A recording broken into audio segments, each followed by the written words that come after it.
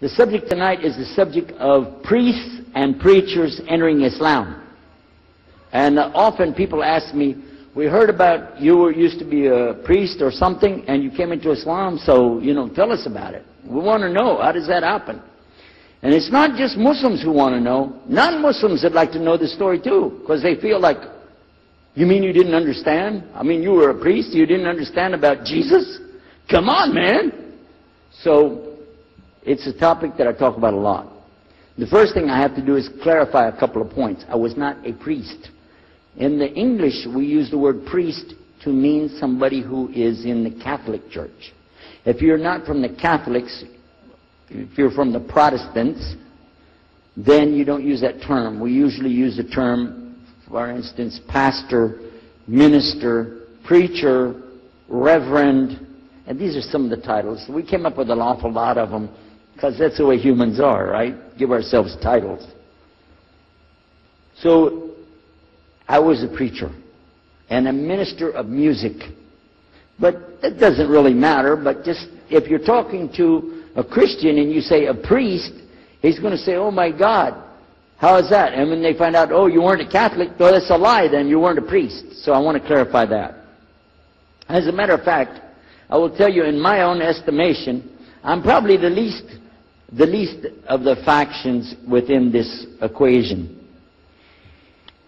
Because there were so many other people that came into Islam at the same time I did. That's why it takes a little bit of time to tell the story. But they asked me to tell it tonight, so we're going to do that. But I want you to listen carefully to realize what goes through the mind of a person that's not Muslim. Okay? And I usually start out by telling people that my father and I were both ministers, and both of us were also businessmen. In the reverse order. We were business first and preacher second. Got me? Because, well, as they say, business is business. And that's exactly how it worked. We operated mostly in Texas. We had a place in San Antonio, Houston, and also in the Dallas area. And we were very concerned about Christian conditions. So my father started something called Concerned Christian Centers. And basically, if you look at it from a material point of view, it was a place to sell stuff. But what we would do is take consignment things in. People could bring things into us, and then we would sell it and keep part of the money. And keep a lot of the money. But anyway, they would bring in what they make with their hands, arts and crafts. And a lot of old women, they like to sit around and make things, then they give it to us. And this helps the church, which is called the church, and then it helps them as well. So it became like business and religion tied together, and that's very common in our country.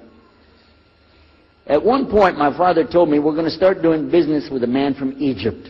Well, I said, well, that's great, international, it sounds good, we can put this in our business card, we're international. He said, and this man is from Cairo, Egypt, and that's where, if you know, they have the Nile River, they have those big pyramids, they have the Sphinx, Abu Hul, they got everything. And we said, oh, this is good. He said, and he's a Muslim. I'll never forget it. I've told the story many times, but it's just like it happened yesterday. I'm standing in between the kitchen, or in the dining room and the living room area. Like this when we're talking, and I just stopped like this. I said, what? A Muslim? No way. No way do I want anything to do with that. Dad, come on, you should know better than anybody. Because we were linked in with other preachers. My father supported people like Pat Robertson. Huh? You know him? Pat Robertson? And Oral Roberts. He's not very popular anymore, but he used to be real strong. And his ministry up in Tucson, Tulsa, Oklahoma. In addition to that, people like Benny Hinn. I don't know if you heard of Benny Hinn. He's coming over this way. So look out. And there's many of them. John Hagee, and the list goes on. Jerry Falwell, Jimmy Swaggart. Some of the names, maybe you heard those before. We know these people. We know all about them. All about them. Okay? So at one point, here I am standing there talking to my father about a Muslim These are the enemies of God. This is what we've been taught. These same people, I just mentioned their names, in their preaching on the television and so on, this is what they teach. Muslims are no good. Now it just became Muslims are terrorists. But back then, you know, we didn't reach that level yet. We were still just kidnappers, hijackers, you know. They said that Muslims don't believe in God, that they're worshiping a black box in the desert, and they kiss the ground 5 times a day. Now that's what we know, man. So here's this Muslim going to do business with us. I told my dad, no way, I'm not going to do it. And he insisted. He said, I want you to meet this man. He's very nice. And I said, I don't want to meet him. I never am like this, by the way. But on this case, I said, no, that's one thing I'm going to stand firm against. We're not going to do it. He said, I want you just to meet him. I said, all right, I'll do it for you. I'm going to do it my way. I'm going to go to church.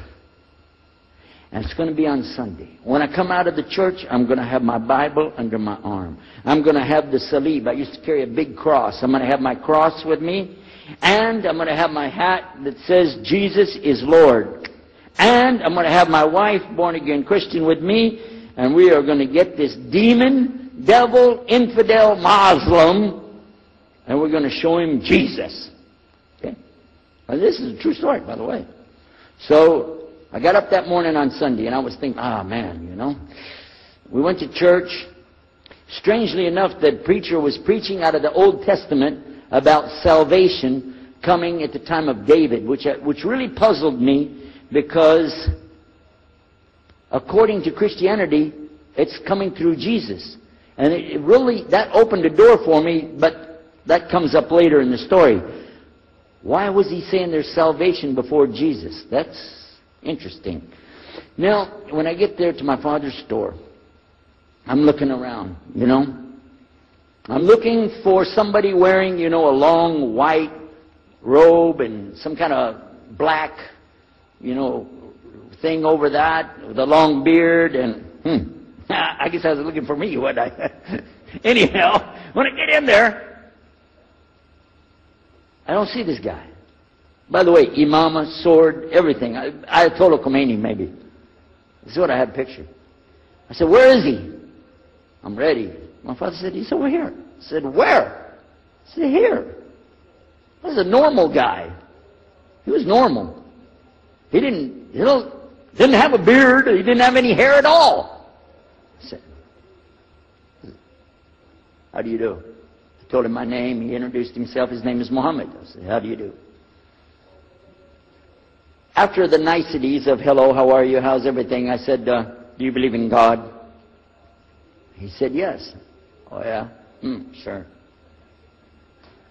I said, but do you believe in the God of Moses?